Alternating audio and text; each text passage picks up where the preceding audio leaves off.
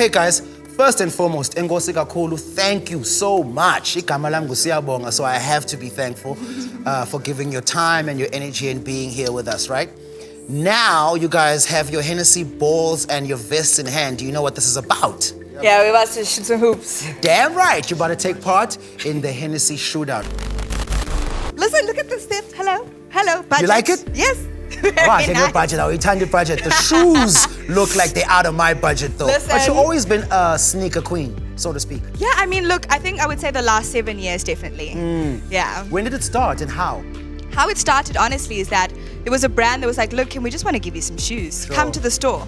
And when I came, it was when Rihanna was just dropping the Fenty Puma collab. And I was like, I love Rihanna. Oh my word, obsessed with her. And then they started giving me more and more.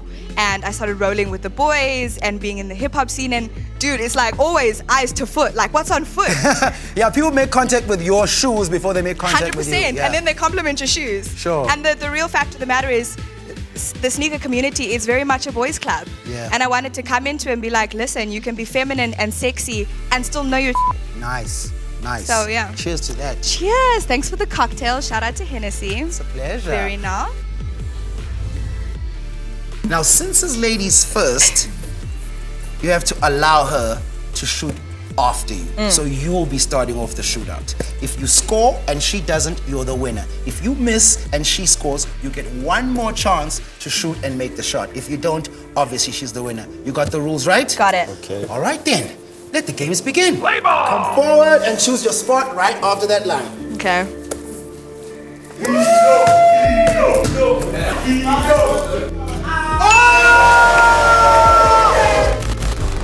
I actually haven't had a time to talk to you because you're such a low-key figure. Why low-key kangaka ntwana? Now I've just been this laid-back kid from ever since I was a kid, but I was more involved in terms of with other kids, like sports. I was there, playing mopoko.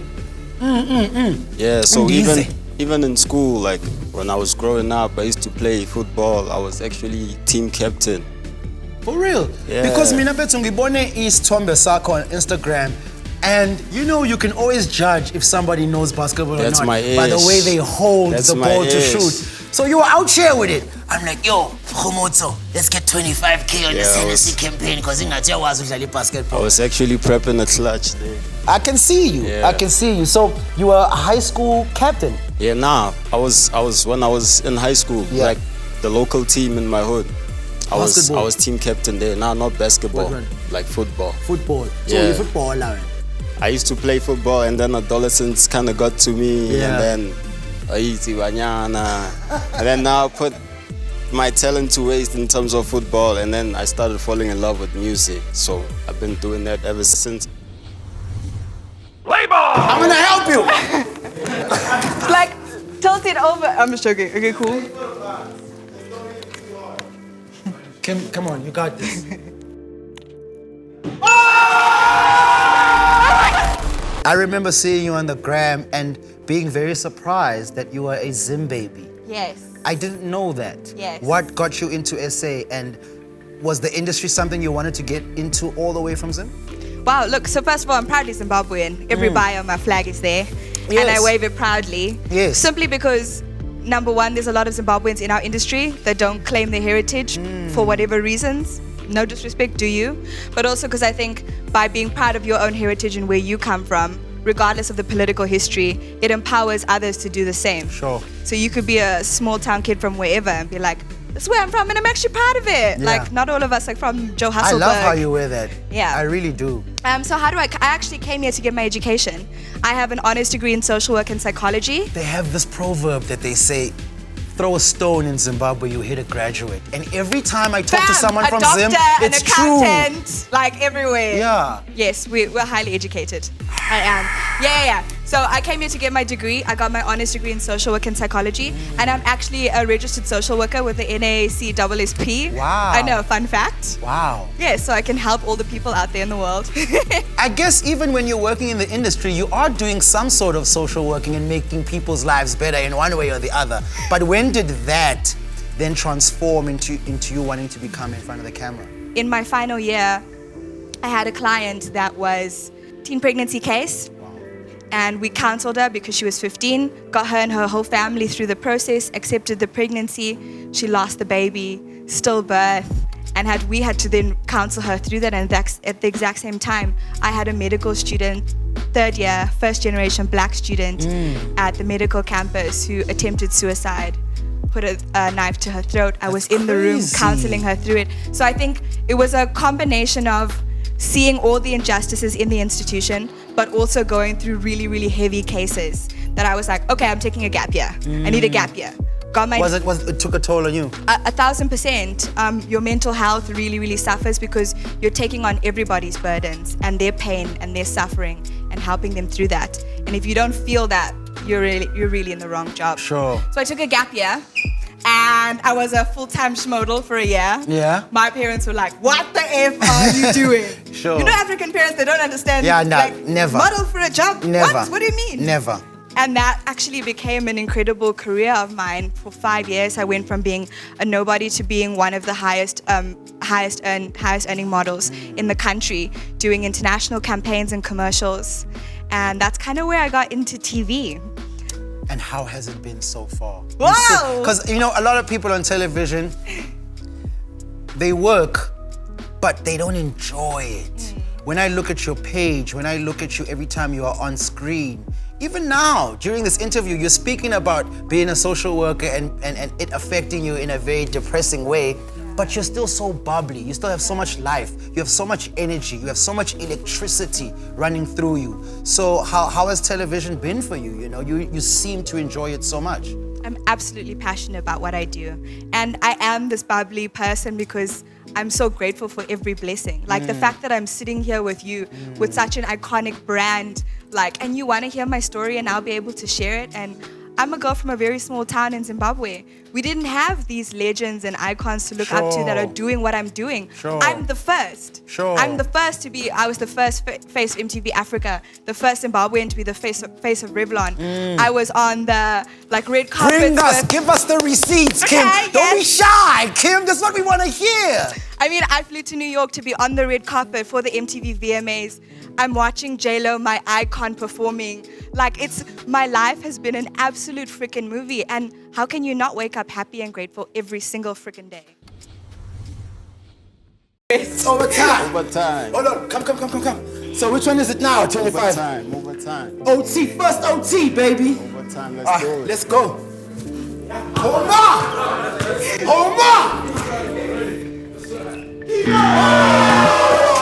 25K just missed it. How do you feel about missing it, bro? Disappointed, because I put in overtime. Always with these shots, these things happen. So let's chill, then go scoop. Igama elingu-25K walithola njani kuphi? If you can divulge the information without incriminating yourself. Actually, when I finished high school, I took a gap year and then I started making beats. And then I didn't have any artist to send the beats to. So I was also doing some other parts of hustling in the streets, and I was like, if I were a producer to sell these beats, how much would I sell them for? So I used to cap myself and guess myself and be like, yo, 25K for a beat. The composure unayo ntwana uyithola phi? I'm a very extroverted individual and I got a lot of high energy. So I always admire people that are naturally cool. Yeah. I always admire people that are naturally composed. I try, but I fail. So it's something that I've admired about you. Where did you get it from? Mom, dad, situations? When we told our Leshanis? I think as a kid, I was always like that, but also I come from a very rough environment. So for you to be wild and about in the same environment, it's actually not a smart thing to do, because I'm telling you, people can actually pick up if this guy is a bluff and stuff like that. Sure. So when you cool, calm and collected, you can be chilling around OGs, gangsters, hustlers. They'll be like, yo, this kid, who's this kid that's laid back out there? So that's how I was when I was coming up hustling, I was mentored by hustlers and all these G's in my hood. They would show love to me because of my character, and that's who I am as a person. So with this motto and with this statement, never stop, never settle, the mameli story sakho of where you're from, what was around you, and what you've made out of zonke izinto ebeziphoswe kuwe. You've never stopped, you've never settled. Did you always feel that way? What makes you that way? Indoni le ikwenza ube ngumuntu onjalo, umuntu okwazi ukupusha through any situation? Legit. I'd say first off, like Hennessy, like has been quite aligned in terms of like hip hop. Never stop, never settle. When you come from the mud, like when you come from the bottom, I think you always have to have that mindset that because you always have this thing of like trying to make it out the hood, but you don't necessarily have to be talented. Some people, they take the academic route and be like, I'm gonna further my studies and make my way out the hood. To me, that thing was music. So also, coming from where I come from, it's like there's no privilege there in terms of like resources. So I started recording with like Wawana headsets. Which ones? The ones that come with the mic. The gaming one. Yeah, I used to break off the mic piece just so I can get access to the mic. So that's how I was actually recording like the first few songs that I was recording. That's never stopping and never. You didn't let the equipment stop you, and you didn't settle for the fact that you can't record. You made a way. Legit.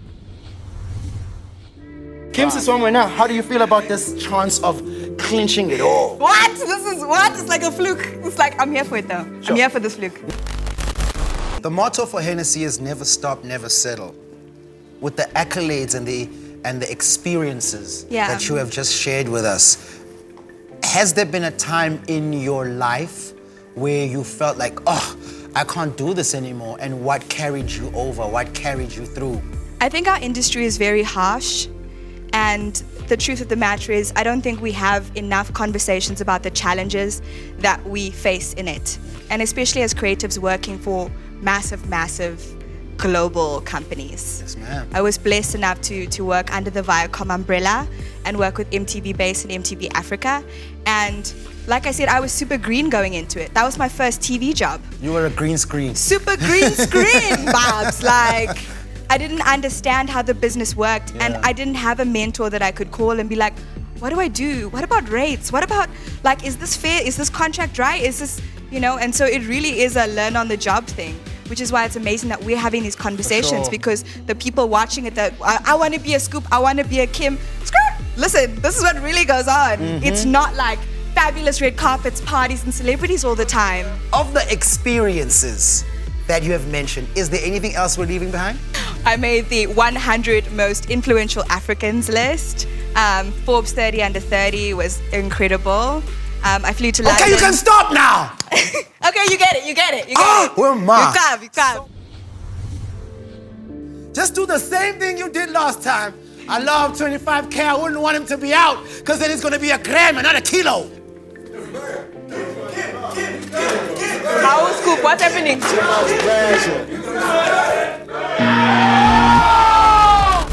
Sure. Look, can we talk about what J. Cole is doing right now? Wow. Because I feel like on an African level, for sure, basketball has always been there. It's in our culture. We see the like even in Zim, we have courts. Like people are like, in school, I used to play basketball in school. My short ass self. I played ball and I'm short too, but there's a position for us. Yeah. Listen, also I'm fast. Like I'll be quick with it. Not so much, but running is you me. get in there. So I think what J. Cole is doing is amazing. It's super on brand with also what Hennessy's, like what they're trying to say. Never stop, never settle. Because yes, I'm a multi-platinum selling artist, but and it's always been multi-millionaire in dollars. And a multi-millionaire, but it's always been a dream of mine to play basketball. So fuck what you guys are saying. I'm going to Africa, and I'm gonna make it hot, and I'm gonna. Wow, I love that. Before you leave though, Kim, I've got a very special gift for you. I hope it fits. Okay. Hennessy vest to my left hand, please. What? Love it! What? Yo! Clean! Did we get that? Clean! Awesome. No! Back in the game. You're back in the game, dog. Shot. Let me shoot my shot and see where this takes me, but I'm here to take it all either way, so. Anything is possible. Anything is possible.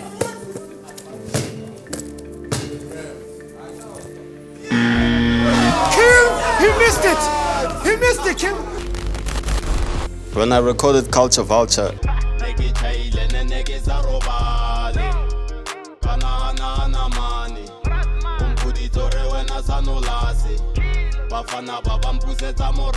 I actually recorded it in the trap in Peli, like my mom's house, the bender. Is that the track that gave you like national recognition? Yeah, legit. But also, was it a remix or was it original? the original song. Sure. Thing is, when I recorded that song, I was on a roll. Like, the songs that I had dropped like 2 months before I dropped that song, like they were already creating a buzz in PTA.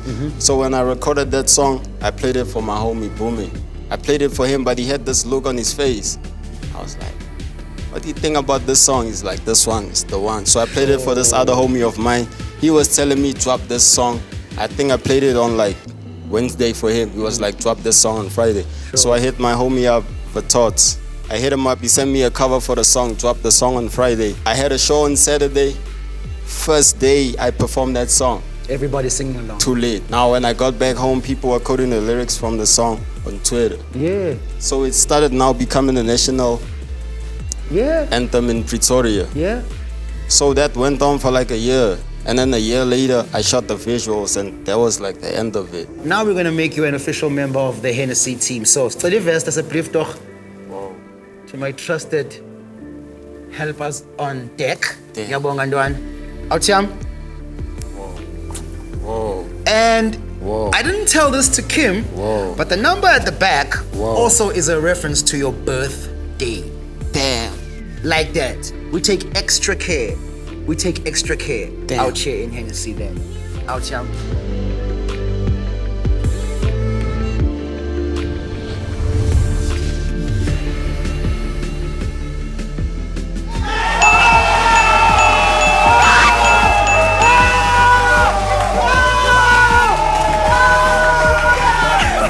Kimmel, how do you feel? Do you know what the difference between my game and his game was? I was sipping on a Henny in between, you know what I'm saying? No shame. It was fun. Even me, I never spitted it.